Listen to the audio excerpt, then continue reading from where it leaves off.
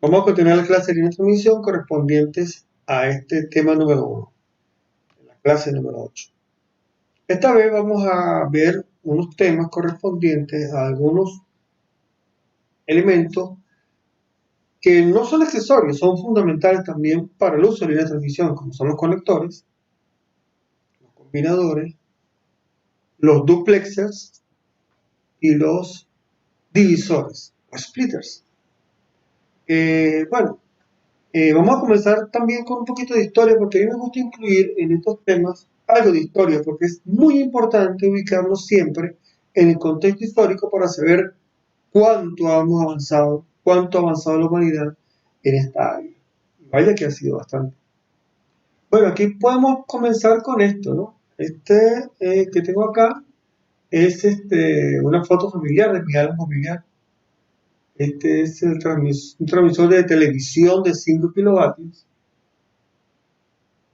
Y esta señorita que está aquí es mi esposa.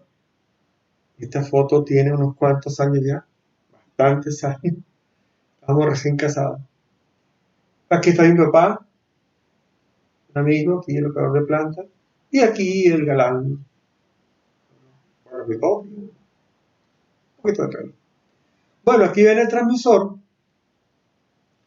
El transmisor es muy interesante porque es un transmisor de 5 kilovatios, totalmente a válvulas. Este transistor no tenía un solo transistor, totalmente a válvulas. Y válvulas de vacío, ¿no? Y aquí están todos los controles correspondientes al transmisor, los monitores, etc. Aquí, en esta puerta, bueno, es la entrada a la fuente de voltaje. Todo esto que está aquí atrás era la fuente de alimentación de algunos kilovoltios, ya no recuerdo cuánto. Y aquí se ve la línea de transmisión. La línea de transmisión correspondiente a planta. En realidad, esta no es la línea de transmisión, este era el duplexer. Y por aquí atrás estaba el filtro del vestigial. Lamentablemente no tengo más fotos para esto. Así que hemos tenido que recurrir a internet también. Bueno, fíjense que esa tecnología fue a partir de este señor, Irving Lackmüller. Este señor fue el que desarrolló la válvula de vacío, el diodo, el péntodo, el tétrodo. Era ingeniero metalúrgico y él fue el que prácticamente fundó la teoría fundamental de las válvulas de vacío, de la emisión, el diodo de emisión electrónica. Uno siempre habla en estos temas de que el inventor de la flama fue Forex, del diodo, fue Forex, o que fue Fleming, o hay otro señor por allí llamado el mayor Armstrong. Bueno, pero muchas veces se olvida uno de los académicos, ¿no? Y este señor es un académico que desarrolló, estudió el efecto termoiónico y inventó la válvula. De hecho, esta válvula que tiene ahí en la mano es una de sus invenciones. Y llegaron a producir muchísimas válvulas. Y otro ciudadano que está acá es Elmer Tilling Cunningham. Ese ciudadano no era un científico, no era un ingeniero, era un empresario. Sin embargo, él fue un visionario y copió el bombillo de Edison y se puso a fabricar bombillos. Terminó construyendo válvulas de vacío, triodos, péntodos. Fue muy famoso. De hecho, él tuvo muchísimas demandas, muchos problemas legales porque no respetó patentes y fabricó en cantidades industriales válvulas de vacío y construyó receptores de radio y se hizo un millonario. Al final, la RCA, que era su gran demandante, la compañía radiofónica americana, la RCA, que fue su gran demandante, terminó por asociarse a él y terminó siendo uno de los dueños de la RCA. Fue un importante empresario. Claro, tuvo luego que quitar su nombre y apegarse a la RCA, pero terminó siendo un socio importante. Esto que está acá es un transmisor de 50.000 vatios, 50 kilovatios, de la Broadcast Electronics. Dice la fecha, 1929. Aquí está un ingeniero, fíjense el tubo, así. Y aquí ustedes pueden ver arriba la línea de transmisión, que eran guayas de hilos paralelos, ¿ves? Tiene línea de tierra, por supuesto, no, pero tiene línea de transmisión. Entonces aquí tenía una válvula y aquí tenía otra válvula. Posiblemente una era para el sistema de radiofrecuencia y posiblemente la otra era el modulador. O trabaja las dos en push-pull. No tengo el plano, no puedo explicar cómo sería. Y construyeron estas válvulas. Una válvula es de 500 kilovatios, o sea, medio megavatio. Y es como la tiene que dar aquí con un cáncamo de grúa, ¿no? El ingeniero, no sé su nombre, por supuesto. Este es del RCA, 1950. Estas válvulas se podían construir transmisores de un megavatio, 2 megavatios. La guerra de la potencia que ellos saben. Y son transmisores, pero esta sería la válvula de los receptores de un triodo. Un triodo de caldeo directo, ¿no? Filamento continuo. No tiene cátodo aparte, sino filamento de caldeo directo. Cunningham. Está el apellido del ciudadano que le hablé en la primera lámina. Y con estos tubos, bueno, se dio pie a lo que hoy somos. 1927. Esto que está acá es una torre de transmisión de AM, un monopolo. Cuando veamos el capítulo de antena vamos a extender un poco sobre esto. Lo traigo a colación ahora porque aquí hay una caja en donde está el sistema de acoplamiento de antenas. ¿Okay? La línea del transmisor, la línea de transmisión, posiblemente enterrada o aérea. En este caso, disculpe por usted, va enterrada, sale aquí se ve que enterrada sale, va a la caja de sintonía y va acá. ¿Por qué se entierra? Bueno, por si acaso hay un incendio forestal, la llama queda encima de la línea de transmisión, ¿no? Si la colocamos encima y hay un incendio, pues se quema la línea. Generalmente se entierra la línea. Esto que está acá, bueno, una foto de otro transmisor, pero más reciente, que conseguí por aquí. Aquí también va la caja de sintonía, observen que aquí viene la línea de transmisión, va a la caja de sintonía y va a la torre. Esta de aquí es torre radiante, la torre es la antena. Aquí no. Aquí la torre soporta y la antena son estas guayas que están acá, que llegan hasta arriba de la torre. Un folder, antena tipo folder. En realidad es también un monopolo, pero es puesto sobre la estructura de la torre para algunos beneficios, sobre todo por el problema de la iluminación y mantenimiento, etc. Y dentro de esa caja está el acoplamiento de antena. El acoplamiento de antena, que son bobinas y capacitores. Dentro de esta caja habrá algo similar a esto. Bobina y condensador. En T, en L. El objetivo de esto, recordemos que es acoplar la impedancia de la antena con la impedancia de la línea, de manera de evitar la onda reflejada. El acoplamiento fue uno de los principales elementos a vencer en el manejo de esas potencias tan importantes que vimos ahorita, de 1 megavatio, etc. Y para eso se construyeron muchos sistemas de sintonía. De hecho, era el asunto número uno de los técnicos de radiocomunicaciones de la época. ¿Okay? Y entonces tenemos esto que no debemos olvidar jamás. El transmisor, la línea de transmisión, el sistema de acoplamiento, unidad de acoplamiento, de sintonía, y la antena.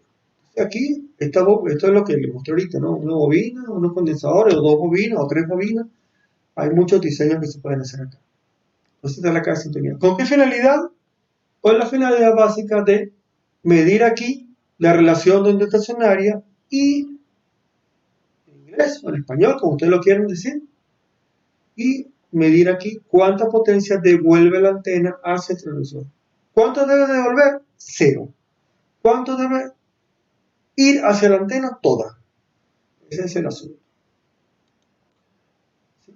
Acoplar la impedancia de la línea de transmisión con la impedancia de la antena a través de este sistema, haría que la impedancia de la línea sea igual a la impedancia de la carga que ve la línea. Esto que está acá es otra foto que también conseguí en internet, de un sistema de sintonía de antena. Observen que aquí tenemos a dos ciudadanos, esto en Australia, a un sistema de 250 kilovatios de potencia.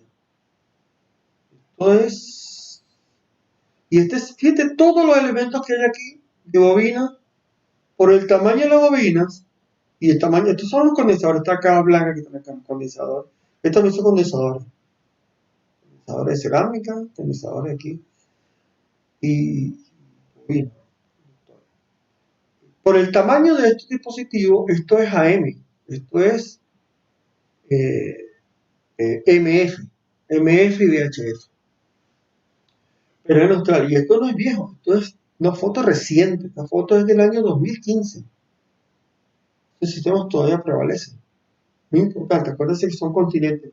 Un país continente como Australia, grande y necesita sistemas de cubrir todo el territorio mediante estos sistemas. Aquí tenemos otro, esto es en los Estados Unidos. Fíjate que este transmisor que está acá, que no es uno solo, son un juego de transmisores, es de 1 megavatio. Y es para televisión digital abierta.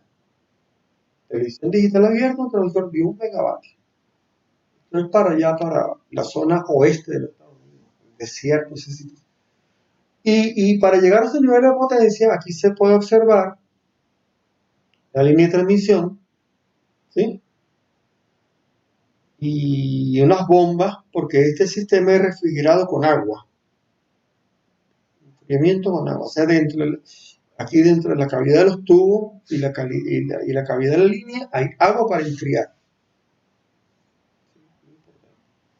Aquí se observa también el acoplamiento de antena.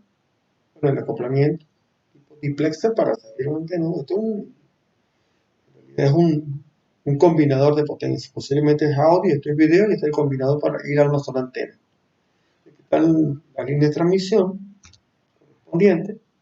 Aquí se puede observar los elementos de sintonía. Estos aquí son elementos que tú destapas, puedes meter el destornillador y irá, posiblemente hay aquí una plancha que actúa como condensador. Se puede hacer el ajuste correspondiente también para toma de muestras de potencia. Vámonos entonces a lo micro ahora. Esto que está acá es un amplificador para 2.4 MHz. Esto es un amplificador de 1 vatio. Para esa frecuencia de 2.4 GHz. Observen que aquí entonces los condensadores, mira, pequeñitos, trozos de línea de transmisión para hacer el ajuste, calcular esta longitud y estos condensadores para hacer el ajuste. La alimentación, conector de entrada, conector de salida.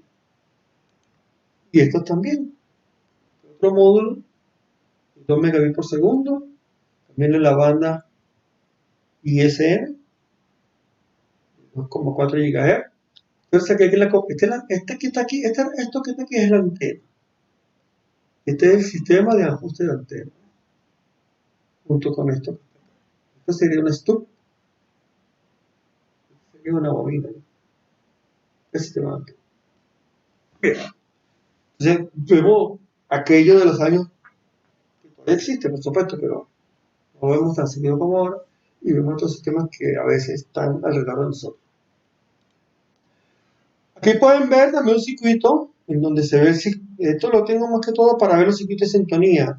Fíjense que es la entrada al amplificador, un solo transistor, una sola etapa, es a través de un segmento de línea de transmisión. Otro segmento de línea de transmisión. Y aquí el acoplamiento de salida, también un segmento de línea de transmisión, un condensador y dos segmentos de línea de transmisión para acá. Estas bobinas, si son inducción, para el choque de filtro, para que la energía no se vaya a través de la fuente a tierra, ¿no? Para el desacoplo. Y esto que está acá es también el desacoplo. O sea que este emisor está puesto a tierra a través de estos dos segmentos de línea de transmisión. ¿Okay? Interesante. O sea que se usan bobina y condensador, no se calcula, sino que se sustituyen por segmentos de línea de transmisión. Esto que está aquí también es importantísimo porque estos son redes industriales. Esto es una red industrial para instrumentación electrónica, instrumentación y control. En donde aquí tiene los nodos que pueden ser nodos de dos transmisores y un transmisor maestro. Pueden ser para medir caudal, nivel, temperatura, etc. Instrumentación industrial. Y es 485, una red 485. Observen que aquí la línea de transmisión, la información aquí va a 1 megabit por segundo posiblemente, pero también tiene su terminación. Terminación por aquí y terminación por aquí. O sea que este es un bucle de corriente cerrada. Bucle. Y estos son los elementos terminales de línea. Si estos elementos terminales de línea no están, esto no funciona. Esta línea también está cargada con estos elementos. En este caso, resistencia y condensador. Y esto es una red industrial también, una red industrial, este es Modicon Schneider, en donde aquí tienes los elementos de red. Estos puede ser computadoras, puede ser PLC, puede ser válvula de control, con control Modbus, etcétera, no importa lo que sean, son nodos de red. Y observen que aquí hay unos conectores blancos, ¿sí? Y unos conectores negros. Estos que están acá blancos y estos son los negros. Entonces estos blancos se colocan al final de la línea. O sea, el último nodo tiene su conector. Acá. Pero los que están en el medio usan conectores. ¿Por qué la diferencia? Bueno, porque el conector negro no tiene nada dentro. Es un conector que no tiene nada. Pero los conectores blancos sí. Los conectores blancos tienen una resistencia de carga. O sea que aquí está el terminal de fin de línea, terminal de fin de línea. Y adentro hay una resistencia. El fabricante no lo dice, no lo especifica, pero uno al abrir observa la resistencia que está dentro de estos elementos. Yo abrí una vez uno y era una resistencia de 600 ohms que había ahí. Bueno, después de este pequeño panorama de observación de los elementos, vamos a ver algo muy importante, que son los conectores de radiofrecuencia. Más importantes de lo que uno cree. Entonces los conectores de radiofrecuencia son conectores para establecer la conexión física entre la transmisión y el elemento. Evidentemente, deben garantizar que no exista interferencia electromagnética, o sea que la señal que ellos están transportando con el junto con la transmisión no escape. Y al escapar puede interferir a otro elemento. De la misma manera, también el conector debe evitar que una radiofrecuencia exterior entre al sistema. Por lo general es más difícil lograr que la emisión salga a que la invada. Okay. Más que todo es una cuestión de resguardo. Acuérdense que en este caso las líneas de transmisión son guías de la onda. O sea, y al permitir que la onda escape, estaría dejándola de guiar. Entonces, otro punto importante es la PIM, que es la intermodulación armónica. ¿Por qué? Porque puede ser que esa línea de transmisión no transporte un solo usuario, sino que sea multicanal. Al ser multicanal, habría más de una portadora adentro, como la televisión por cable, que hay más de una señal de televisión, cientos de canales de televisión transportados por el mismo cable.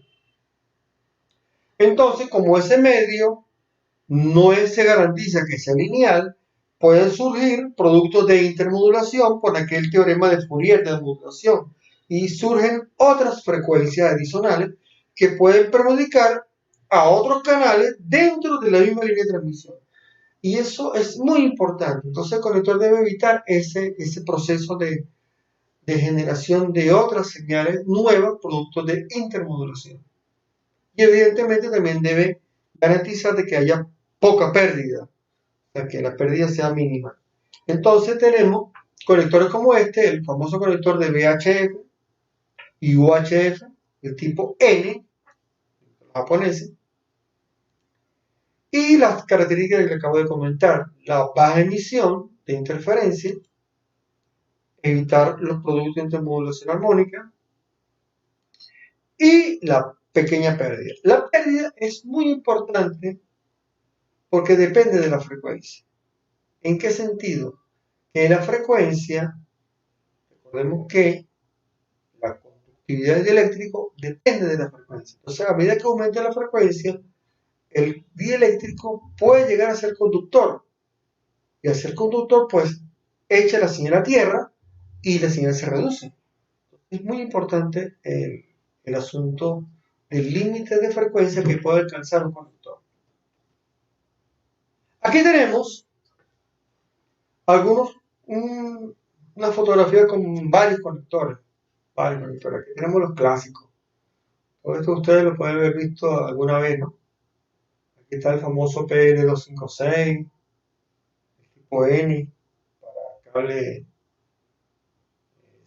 RG8, RG11, su conector hembra, PL256 de VHF, el tipo F, ¿sí? Que sería un interconector de la hembra, que serían los machos, el BNC, lo usamos a diario en la punta del osciloscopio, por ejemplo. Estos nombres de estos conectores provienen de su inventor, o sea, de quien lo creó, la compañía que lo creó, la persona que lo creó. Le colocó un nombre y no se estandarizó a un nombre, vamos a llamarlo estándar, de acuerdo a un código, sino que se quedó con ese nombre como quien le pone el nombre a un niño, ¿no? Así se quedó para siempre en los conectores. Y aquí tenemos el que yo les hablé, el tipo N, con su pincito, su prensador, sistema de prensado interno, que sería esto. Este, ¿verdad? Que es tipo F, ¿eh? Y este tipo, bueno, este tipo SMA en realidad. Este que está acá, y que es en bronce, y este que está acá, que ya es para el de transmisión de transmisores grandes. Es para una línea de transmisión de posiblemente de 1 pulgada, 2 pulgadas, 3 pulgadas. ¿Eh? Es el tamaño de los conectores. Bridado. Una brida. Un tornillo pasante con tuerca. Entonces, los conectores se han agrupado en el catálogo, más que todo de acuerdo a su tamaño. Los micro miniaturizados. Micro miniaturizados. Los subminiaturizados. Los miniaturizados, los medianos y los de tamaño grande. Fíjate que este que está acá, UHF, que es este que está acá, es el mediano, ¿no? El mediano. El BNC, que sería este, es miniaturizado ya. Y este SMA como este, porque aquí la fotografía es grande, y estos son mucho más pequeñitos. Entonces, es muy importante esto. Fíjense que aquí, este es el famoso tipo N que ya le he hablado varias veces. El tipo N, tú puedes tener un conector para 50 ohmios y conectores para 75 ohmios. Pocas personas lo hacen. Pocas personas, claro, a nivel profesional de grandes marcas y grandes empresas, respetan esto con mucho. Lo respetan importantemente. Pero uno observa que en la radio, en los sistemas normales, a veces los técnicos creen que un conector es igual. No, hay conectores con su impedancia característica. Conectores para 50 ohmios de impedancia característica y conectores para 75 ohmios de impedancia característica. Viste que la diferencia entre ambos, en este caso, no es el tamaño, sino es esto aquí. Adentro, el reflejo de la luz, aquí se ve mejor. Este es el polímero interno, el dieléctrico. El eléctrico es rojo, este eléctrico es blanco, este Exynos UR es distinto a este. O sea que básicamente Exynos UR es el que determina, Exynos UR esto, es lo que determina el valor de la impedancia característica del conector mediante esta ecuación. La impedancia característica para el conector tipo coaxial depende de la geometría de los materiales y esta ecuación que está acá. D y D. X sinus R. Rojo, aquí en blanco. D es la distancia de acá a acá. Fíjate que la distancia esta es esta distancia, de aquí a aquí. No es esta, es de aquí a aquí no. De aquí a aquí no. Esta pequeñita de acá. Sería más que todo esta interna, ¿verdad? ¿Bien? Esta interna. Esta es la distancia correspondiente a esta de que está acá. ¿Ya? El que está aquí es para la tuerca, nada más para la tuerca. Pero el que hace función de línea de transmisión es este aro que está acá. Y la frecuencia la determina esta ecuación. Porque cuando el conector ya la onda deja de propagarse en modo TEM, los terapeutas electromagnéticos, y comienza a comportarse como una línea de onda, el conector comienza a fallar, o sea, ya no puede pasar esa energía a través de ese conector. Un límite. Ya ahí el conector comienza a comportarse como una guía de onda y rechaza a la señal. Y esa frecuencia es determinada más o menos por esta ecuación. ¿Okay? Fíjense que mientras más pequeños sean D y D, mayor será la frecuencia de corte. O sea, más alta sería la frecuencia que llega. Por eso es que los tamaños, mientras más pequeño el conector, ¿sí?, mayor es la frecuencia que puede pasar. Una comparación de este clásico. Aquí está el tipo N, clásico. Y aquí está su abuelo. Porque este era usado para muy baja frecuencia, mediana frecuencia, hasta VHF. Hasta VHF. El PL256. Bastantes conectores que hice yo de esto.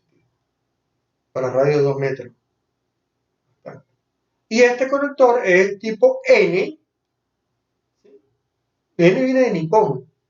Lo hizo la NEC. Esto hizo los americanos. Entonces, este conector, fíjense que la diferencia, ¿no? Esta distancia de aquí a aquí es de y es 9 milímetros. Esta distancia sería esta de acá, y aquí, esta interna, es 4 milímetros. Por eso es que esta frecuencia, este conector llega a una frecuencia superior hasta UHF que es, ¿no? Además del plástico, ¿no?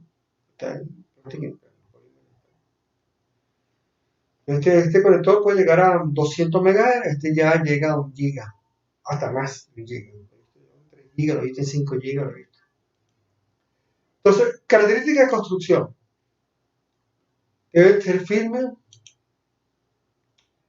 y resistencia a la corrosión, etc. Entonces lo hay enchapados en oro. Así como es. Por oro por fuera. ¿Por qué?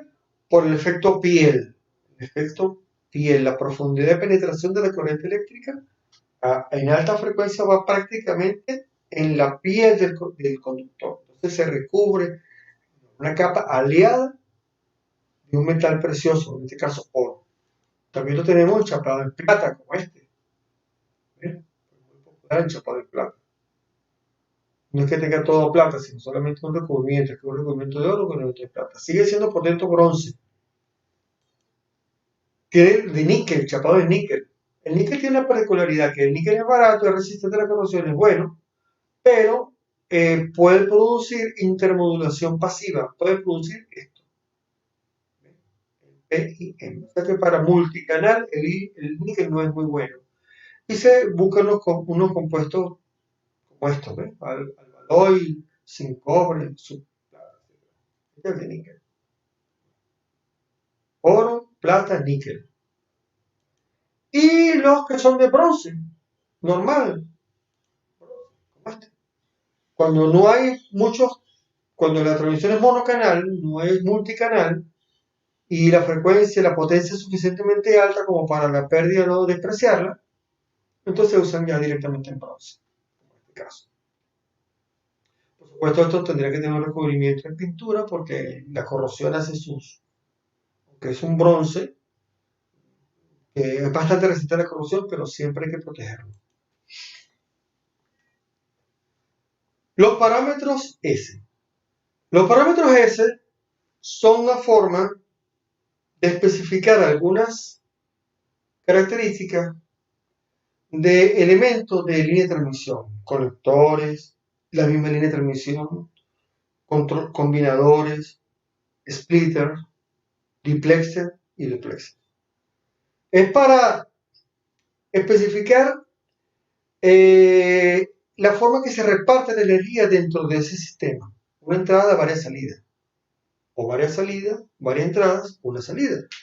Entonces se especifica a través de los parámetros AS. Es algo que muchas personas hablan, pocas personas usan en la tecnología, en la jerga de la verdadera, de la praxis. Pero es importantísimo entender esta teoría. Entonces los parámetros S son de scattering o dispersión. Entonces ver el elemento de microondas o el elemento de red de transmisión, conector o lo que acabo de decir, combinador, duplexer, splitter, como una red de un puerto, dos puertos, tres puertos, cuatro puertos, una entrada, cinco salidas, etc. Una entrada, varias salidas, varias entradas, una sola salida, como quieran. Entonces la ve como una red, ¿sí? Y se ve la potencia que entra al puerto y la potencia que sale del puerto. ¿Ya? Y en este caso, si esta es una potencia que entra, si esta existe, esta es una reflejada. ¿Ya? Es la reflejada de la potencia A. O sea que si por aquí entra la potencia A, no debería existir B. Este es cero. Igualmente aquí. Esta sería la potencia que entra por el puerto P2. Y esta sería la potencia que sale del puerto. Ahora, lo normal es que si entra por A1, esto sea 0, y aquí exista B2, y este sea 0. Esa es la idea. Entonces, por eso es que se habla de potencia incidente y potencia reflejada en cada puerto. Y es modelarlo a través de un sistema matemático como este, un sistema de ecuaciones lineales con una matriz. La matriz Scatter. Es una teoría de bipuerto. Teoría de bipuerto de cuadripolo.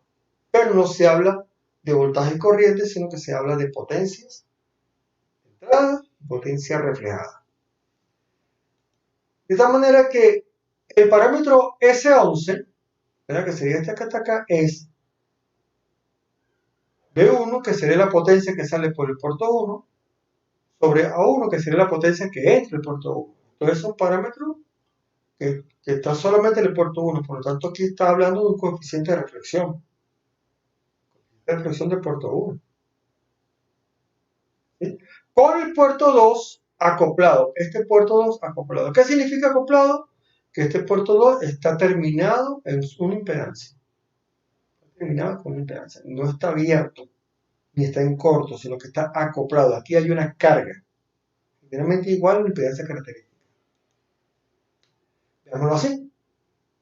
Tenemos la potencia A1, entra por el puerto P1, y por aquí sale la potencia B2 sobre una carga que es igual a la impedancia de la línea de transmisión. Aquí hay una línea de transmisión acoplada al puerto 1 y aquí hay una línea de transmisión acoplada a la carga.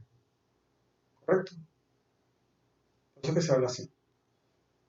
Igual los otros parámetros, ¿no? Entonces el parámetro S12 sería el coeficiente de transmisión, porque es entre lo que entra por el puerto 2 saldrá por el puerto 1. Este también sería un coeficiente de transmisión porque lo que entra por el puerto 1 saldrá por el puerto 2. Con el otro puerto acoplado, por supuesto. Y aquí tenemos un coeficiente de reflexión otra vez. Pero en este caso sobre el puerto. Hay algunas propiedades. La matemática de este es bastante complicada. No complicada. Entonces, tenemos algunas propiedades. Primera propiedad. Los SII, o sea, sobre el mismo puerto, tienen que ser menores a 1. El coeficiente de reflexión no es mayor que 1. El coeficiente de reflexión es entre 0 y 1 en módulo. Y entre 0 y 180 grados en ángulo. está aquí también es menos que 1 porque es el coeficiente de transmisión. Si eso es una red pasiva, no amplifica. Por lo tanto, la potencia de la salida no puede ser nunca mayor que la potencia de la entrada. Será igual o menor. De ahí que viene esto acá. Si no hay pérdida, se cumple una condición de unitariedad. O sea que la suma de la potencia, normalizado por supuesto, ¿no? La suma de todas las potencias es el 100% de la potencia. Tan sencillo como eso. Aquí habla de los módulos al cuadrado, va a dar 1. Como una progresión de errores, ¿no? Es un principio evidentemente de conservación de la energía. Aquí está diciendo que lo que entra por el puerto 1 saldrá por el puerto 2, saldrá por el puerto 3, saldrá por el puerto N. O sea, de 1 hacia los demás puertos. La 1. Aquí del puerto 2, 2, 2, 2, 2, hacia los demás puertos. La 1. 1 o menos que 1, porque puede haber pérdida. Si hay pérdida, es un problema de calidad del elemento. Problema de calidad. Pero si el elemento es de alta calidad, es próximo a 1. Y para la red recíproca, ¿qué significa? Que si es solamente pasiva, no hay amplificación, es una red recíproca. No importa que me conecte por este lado, que conecte por este lado. Adentro lo que hay son bobinas condensadores de resistencia. Entonces, y no polarizado, condensador no polarizado. Entonces, significa que los que tengan sus índices diferentes deben ser iguales. O sea, S12 tiene que ser igual a S21, por ejemplo. Esas son 3 características que matemáticamente se explican. Con eso vamos a entrar al primer tema, que serían los combinadores y splitters. Un combinador y un divisor, ¿sí?, es un elemento que se usa para dividir o para juntar señales. Entonces tenemos, si es de 2 entradas a una salida, es un combinador. ¿Sí? Entonces, las potencias a la entrada van a sumar la potencia a la salida, de manera equitativa. Aquí está de manera equitativa, pero puede ser de manera inequitativa, o sea, uno un cuarto y el otro 3/4, etc. Total, el principio de unitariedad tiene que ser que la suma de total. Y este que está acá sería un divisor, mejor conocido como splitter. ¿Sí? Entonces sería una entrada y dos salidas. ¿Ves? Siempre la impedancia de entrada es la que debe ser igual a la impedancia característica que se especifica, no la de salida. La de salida no. La de entrada es la que se especifica con impedancia característica igual a la línea de transmisión que se va a conectar aquí, para que este terminal actúe de carga acoplada de la línea de transmisión que se conecte aquí. Entonces, esa impedancia característica es de las entradas, no es de las salidas. ¿Okay? Se cumple también que la potencia aquí debe ser, la suma de las potencias debe ser la que entra, unitariedad. Por ejemplo, vamos a verlo así. Esto sería un divisor, no, un combinador. Un combinador. Dos entradas, una salida, la salida es la suma de las dos entradas.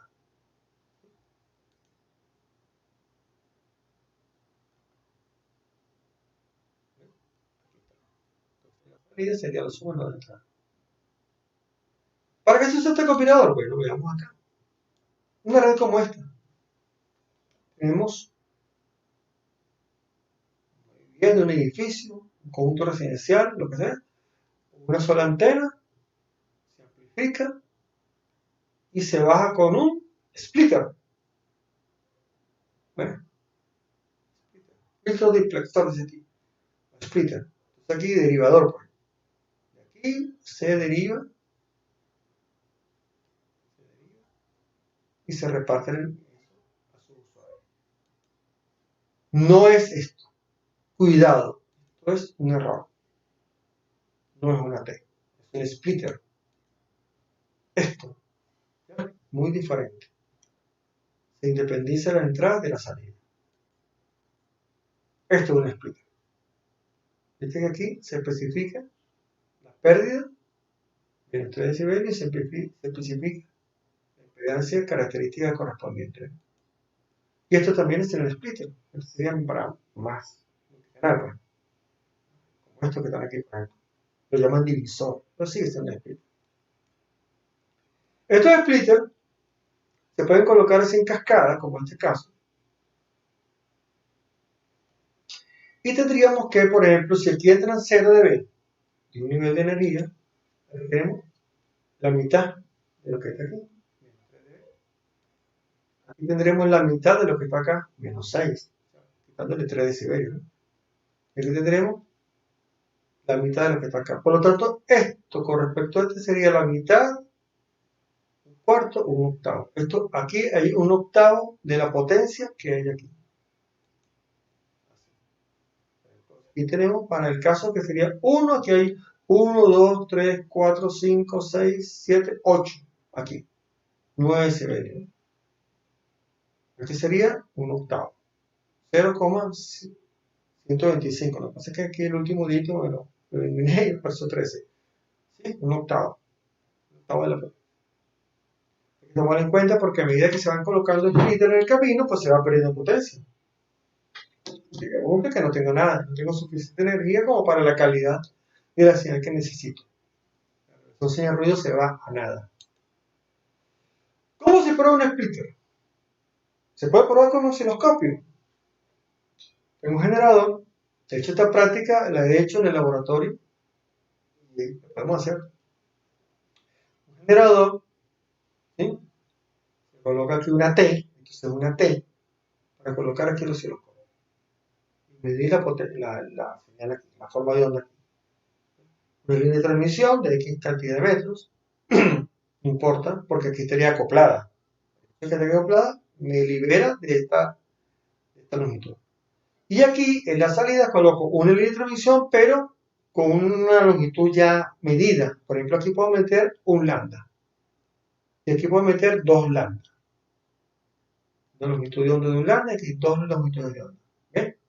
Y lo dejo terminado, circuito abierto para que producir onda reflejada. Para producir onda reflejada. ¿Ya? De tal manera que la señal que va por acá se divide en los dos. El recorrido es mayor. Aquí se va a producir la onda reflejada porque va a terminar el circuito abierto y va a llegar a la cámara. Evidentemente el recorrido va a ser el pulso de entrada que genera este. Este sería la señal que devuelve de acá. O sea, él va a recorrer L1 más L2 más L2 más L1. Y esta otra, la que llega acá, que va a recorrer L1 más L3 más L3 más L2. Y eso es lo que debo ver en el osciloscopio. No debo ver más nada. Si veo otras señales, entonces hay problemas de reflexión de onda en el elemento. Si veo otras señales, hay problemas de intermodulación armónica. Varias causas, pero no debo ver más espectros sino eso. El pulso del que va y 2 pulsos que retornan. Por ejemplo, si hay un problema de acoplamiento, aquí, que esta impedancia no sea exactamente 50 ohmios, sino sea otro valor, distinto a este, entonces aquí voy a tener una señal que se vuelve desde aquí mismo. ¿Ven? Que recorre solamente 2L1, 1 y 2. Esto sería ya un problema de que la impedancia característica de entrada no corresponde a la impedancia característica de este cable y tengo reflexión aquí mismo. Puedo tener reflexión aquí, puedo tener reflexión aquí, puedo tener problemas de discontinuidad, podemos tener otros problemas, pero ya al tener, al dejar de tener esto, solo esta señal y tener una más, ya comienzo a verificar cuál puede ser la causa. El splitter, entonces, fíjate que visto en parámetros de scattering sería B2 sería el scattering 2.1 por azul, ¿verdad? Y B3 sería el scattering 3.1, o sea, el parámetro de transmisión de 2 a 1 y el parámetro de transmisión de 3 a 1. Y si fue un combinador sería así. La combinación de 1 a 2 y de 1 a 3. la señal A2 y A3. Haciéndolo así, la matriz quedaría de esta manera. ¿Ven? De esta manera que la ecuación sea esta, para B1. Estoy utilizando este caso. Aquí estoy utilizando B1, estoy usando este caso, ¿verdad? Este caso. 2 y 3. Si aquí este parámetro existe, significa que se está devolviendo energía por aquí. ¿Ven? Por eso este término debe ser 0 para anular la reflexión aquí. Igualmente este, ¿ven? Aquí estoy entrando por 1, estaría aquí, entrando por 1 y saliendo por 2. Aquí estaría entrando por 1 y saliendo por 3. Y estos términos tienen que ser 0. Los valores de S son valores complejos. Normalmente debería ser un módulo y el argumento. El argumento generalmente es 90 grados. O sea que aquí la señal sale desfasada de 90 grados. Porque deriva ¿sí? Más o menos 90 grados. Pero puede ser otro valor. Normalmente no lo es. Porque cuando es otro valor, entonces ya hay una pérdida. Hay una pérdida.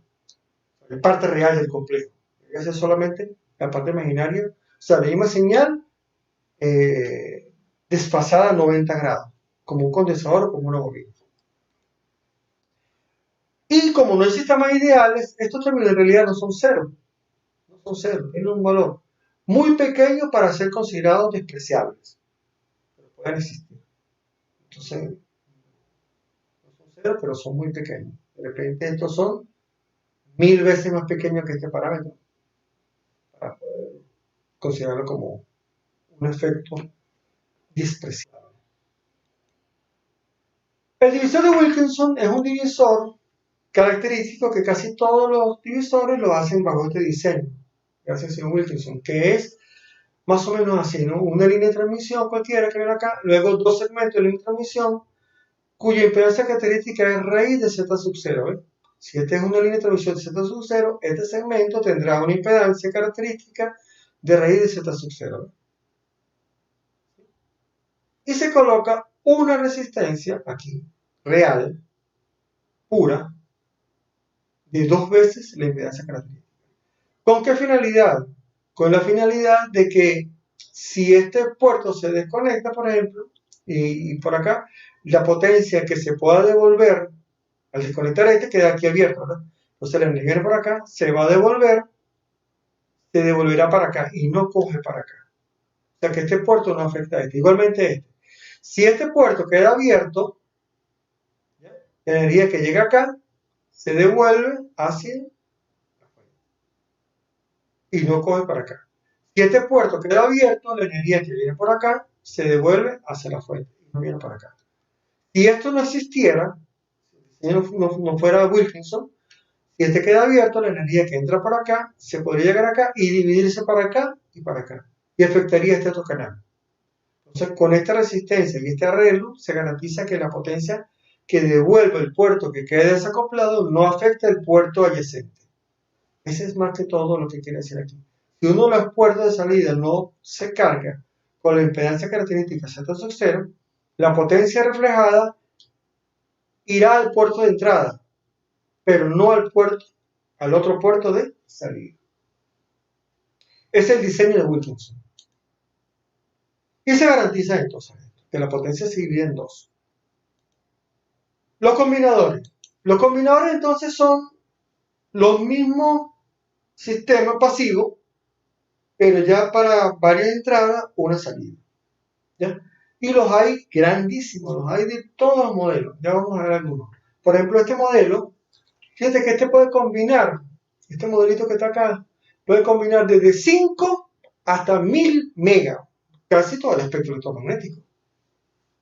Una pérdida de inserción de 18 decibelios. O sea, hay una gran pérdida de inserción. Combina las señales, pero hay una pérdida importante. El aislamiento de este puerto es 30 decibelios.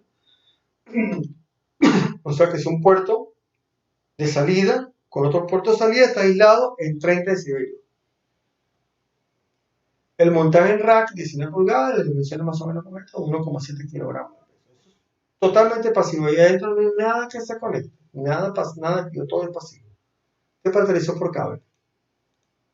Esto funciona más o menos que tiene mucha entrada, va combinando una salida. Y aquí hay 0 dBm, y aquí dice que pide una pérdida de 18. Oye, aquí va a haber 18 menos. 0, aquí va a haber 18. 18 dB menos. Eso es muchísimo. Entonces estamos hablando de unas 50 veces menos. Entonces, evidentemente, luego de estos sistemas siempre hay que... Ah, y esto que está acá es los 30 decibelios que está hablando aquí. ¿Ves? O sea que entre este punto y este punto es la pérdida de inserción, 18 decibelios. Y entre este y esto sería la interferencia del otro canal adyacente, el otro conector adyacente. Sería 30 dB. Entonces, a estos sistemas, ¿está? Hay que amplificar luego. Siempre. Utilizar solo porque hay tanta pérdida que luego hay que volver a amplificar para volver a restablecer el nivel que necesitamos. Aquí tenemos un vatio. ¿Y esto se usa para qué? Como este que está acá. Este sería el elemento que va acá, en la cabecera. Un sistema de cable que recibe los señales de fuente de televisión, estudio, televisión del aire, satélite, recibe, ¿sí? Combina la modulación, la control de control, vuelve a modular sobre cada una de las frecuencias correspondientes a cada canal y se mete al combinador. Y de este lado se distribuye, esta sería la ciudad, ¿verdad? Sería un primer distribuidor, sale por uno, va a otro distribuidor, y así va regándose por toda la ciudad. La finalidad es esta línea de transmisión que está acá, ¿verdad? El troncal, que es la línea de transmisión. Aquí tenemos combinador y aquí tenemos, estos son splitters. Splitter. Por ejemplo, tenemos estos combinadores. ¿Cuántas entradas? Una salida, o una entrada y muchas salidas, como lo quieran ver. Aquí tenemos otro, ya con sintonía. ¿Eh? Cuando tiene sintonía, vamos a ver ahorita qué es, como este, de sintonía dentro. Y este es para guía de onda. Este ya es un tubo hueco por dentro y aquí hay un sistema interno que veremos cuando veamos guía de onda, veremos cómo se hace este divisor con guías de onda. Los diplexores y los duplexers. Un diplexer entonces es esto, es un combinador o un divisor pero que tiene un filtro para cada entrada. ¿Sí? No es un splitter propiamente dicho, ni un combinador propiamente dicho. ¿Por qué? Porque incluye un sistema de filtrado, de tal manera de que son filtros pasabanda. De tal manera que esta señal que está acá, como aquí hay un filtro, por aquí solamente pasa la señal A. Por aquí solamente pasa la señal B. ¿Sí? Entonces, si por aquí pasa A, por aquí pasa B, aquí pasa A. ¿Bien?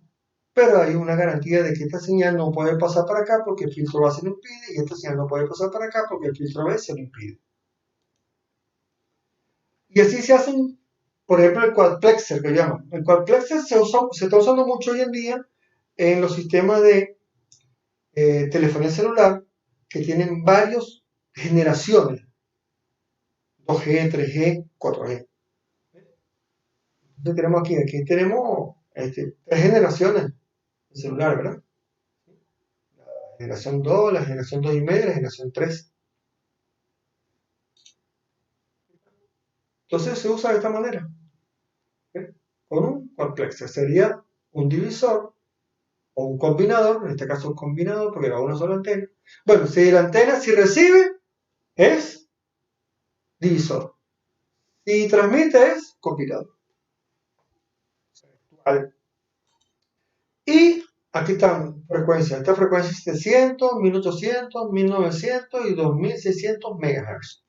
Entonces, filtro paso abajo para el primer canal, filtro paso banda para el segundo canal, filtro paso alto para el tercer canal y otro filtro paso alto de una frecuencia de corte mayor para el último canal.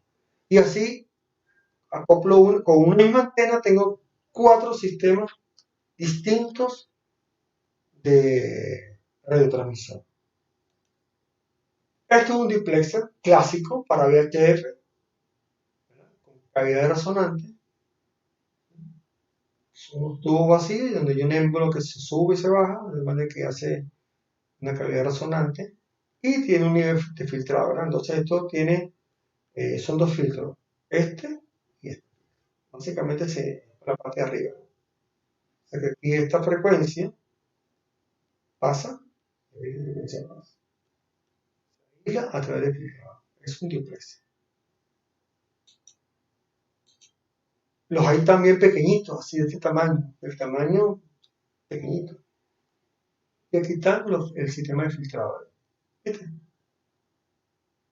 Esto es un stub y aquí tiene otro stub para cambiar la sintonía. Y también los hay así, ¿verdad? Aquí tiene el satélite, aquí viene de la antena el satélite, y demás antena, y el amplificador LNB que iría en la antena. Entonces por aquí traemos la señal de satélite más una señal de VHF más una señal de UHF. Y además de esto también va la corriente continua para alimentar el circuito electrónico que está en la antena. Y de bajada, entonces divide para acá el satélite y divide para acá el sistema de UHF y UHF. También es un diplexor. Y estos son de potencia ya. Esto que está aquí es solamente un filtro. Esto no es un diplexor, este es solamente un filtro. O sea que con 2 de estos y una T hacemos un diplexor.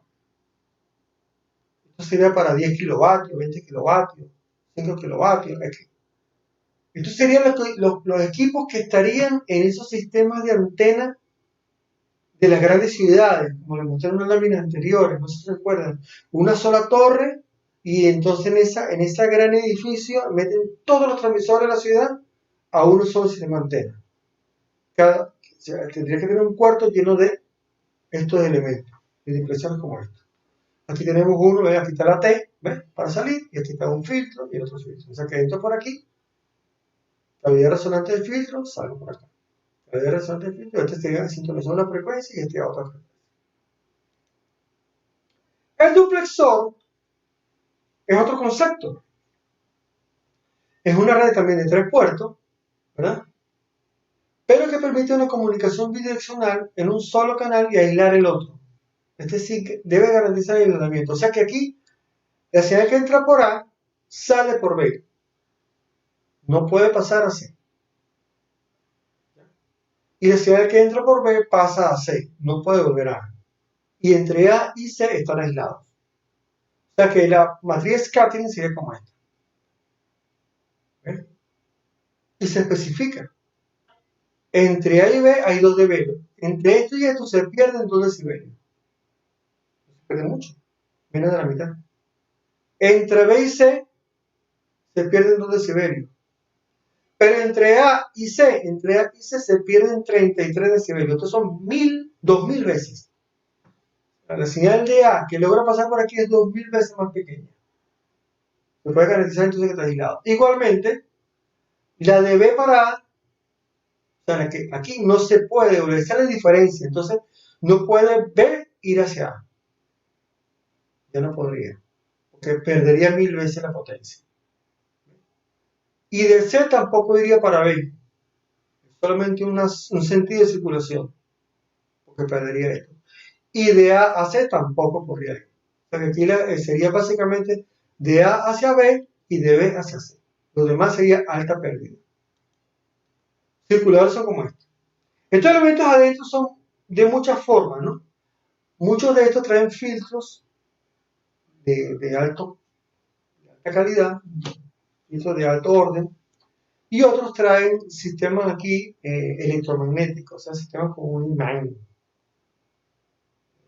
señor, no recuerdo el nombre, que logró demostrar eso, ¿no?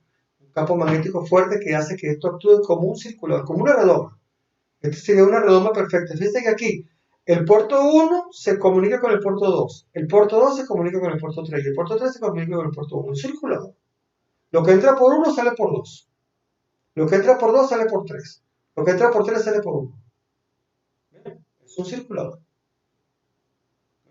O sea que aquí entre A y C sí hay. No es como el anterior, ¿no? Entre A y C no hay. Aquí sí hay. Un circulador completo. La redoma. Una redoma de vehículo. Entonces, lo que entra por A sale por B. Si la antena se desconecta, por alguna razón, entonces hay una onda reflejada. Esa onda reflejada se va a C. Y en C colocamos una resistencia. Sirve de protección del transmisor. Porque si de la antena le ocurre algo, alguien desconecta la antena, entonces dentro del transmisor hay una resistencia que va a recibir la carga. Y evita la reflejada hacia el transmisor. Es una aplicación típica de un circulador. En microondas se usa muchísimo eso. Un acoplado direccional. Un acoplado direccional entonces es muy importante porque es una red de 4 puertos que se inserta en la línea de transmisión para tomar una muestra de la señal y hacer medición. ¿Ves? O sea que aquí es más que todo para tomar una muestra, no para hacer un acoplamiento ni para dividir la señal en dos, sino para tomar una muestra. Entonces esto es un acoplador direccional. Este sería la línea principal y este sería la línea paralela. Puertos. Entre P1 y P2 sería la línea principal y entre P3 y P4 sería la línea paralela. Hace 4 puertos. Entonces, entre 1 y 2 dan continuidad a la línea de transmisión. O sea que si aquí tengo la fuente, que es el transmisor, aquí tengo la carga, que es la antena, por ejemplo, tengo la unión por ahí. Solamente está inserto en la línea de transmisión. Y aquí coloco una resistencia de carga. De tal manera que aquí puedo colocar un medidor de valor absoluto. Puedo medir ahí el valor pico o el valor de la señal que se cae o que se refleja en la resistencia R. Porque la señal que va de la fuente a la carga se deriva aquí en el primer puerto. Y va hacia la fuente. Y entonces lo que se quede en la resistencia lo voy a monitorear con este medidor que está acá. Igualmente, lo puedo hacer. En este caso sería energía reflejada. Lo que la antena está desacoplada. Si hay un desacoplo, la energía que se devuelve, que sería onda reflejada, se desacopla por la resistencia y puedo medirlo aquí. De tal manera que puedo usarlo como un sistema de medición de ROE, de relación de onda estacionaria. Y creo lo que se llamamos entonces un batímetro de línea o un medidor de ROE. Un batímetro de línea o un batímetro de inserción. La línea, dos conectores, se inserta en el medio del aparato. Y se puede, de un lado se coloca el transmisor, del otro lado se coloca la antena. Y con un mismo sistema de medición, sistema de aguja o de amplificación o lo que ustedes quieran, ¿sí? Cualquier sistema de medición que se coloca aquí, instrumento, y un switch, si se coloca el switch aquí, estaría midiendo la potencia incidente, para que el transmisor descargue aquí. Si coloco el switch acá, estaría midiendo la potencia reflejada, porque sería la que refleja en esta carga. La potencia incidente, y con eso se construyen este tipo de aparatos. Batímetro de línea. Aquí lo ven, ¿ves? Está apagado, potencia forward, potencia reverse. Y su escala, la escala sería esto. También lo podemos tener estático, perennemente conectado a la línea. Entonces, es un transmisor grande, un transmisor de varios kilovatios. Y aquí tenemos un conector y otro conector. También medir potencia incidente y potencia reflejada. ¿Dentro qué hay? Esto. Un acoplador direccional, así. ¿Por qué es tan robusto? Por el manejo de la potencia. La corriente es amplia, con un nivel de frecuencia importante, tiene que aguantar esa señal. Entonces, con estos combinadores, estos diplexores de alta potencia, pequeños se construyen estas cosas. Este es Tokio, es la antena más alta del mundo, ¿no? La torre más alta del mundo, 600 y pico de metros, más alto que la Torre Eiffel. Es una sola antena. Hay varias antenas también, pero serían antenas para radioenlaces, ¿no? Para conectar varios puntos de la ciudad. Pero esta es una antena de televisión y radio. Y todos los transmisores estarían ubicados acá. Un cuarto con varios transmisores, combinadores, y diplexer, calculador, etc. Aquí adentro. Para usar todos una sola antena. Y además hacer turismo, ¿no? Aquí hay un mirador y la gente puede subir pagando y aquí a tomarle fotos a Tokio, ¿no? Una sola estructura. ¿Qué evita esto? Evita el bochinche tener antenas en los edificios, radioestaciones en cualquier lugar, no, todo está centralizado aquí. Eso sí, aquí la municipalidad o el ministerio correspondiente, el gobierno, tiene controlado eso. Nadie se va sin tener su frecuencia autorizada, sin tener su permisología vigente, sin pagar sus impuestos. Porque todos están obligados a colocarse aquí. Aquel que lo coloque una estación de televisión, una estación de radio fuera de este monumento, pues evidentemente queda detectado y queda anulado. Las libertades son libertades entre comillas, y las grandes ciudades casi todas tienen estos sistemas ahora. Bien, muchas gracias.